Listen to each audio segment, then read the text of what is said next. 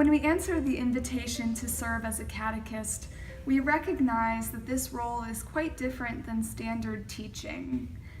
Teaching the faith is truly a vocation, a calling from the Lord, and it truly takes a unique person to teach as Jesus taught.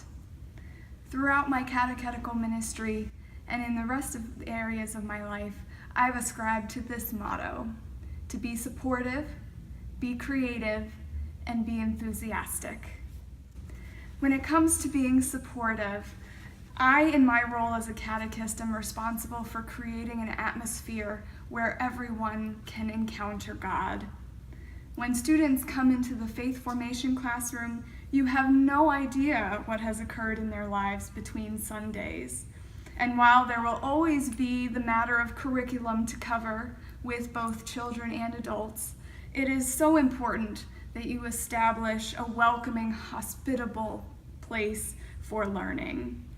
This could be done in the way that you set up a prayer space in your classroom. It could also mean implementing personalized rituals in the course of your class. If you establish yourself as an accessible and personable teacher, that means that your participants will feel more comfortable coming to you and sharing their stories and seeking the answers to the questions they have.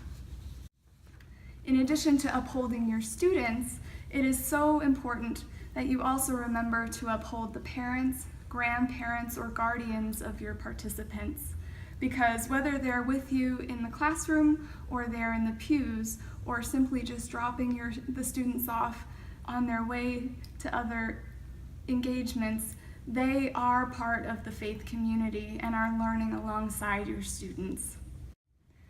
Another facet of ministry that often gets overlooked is being able to support yourself in your personal prayer and in your personal life.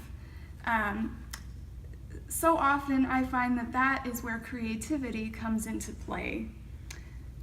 Pope Francis talks about rest being so necessary for the health of our minds and bodies, and often so difficult to achieve due to the many demands placed on us.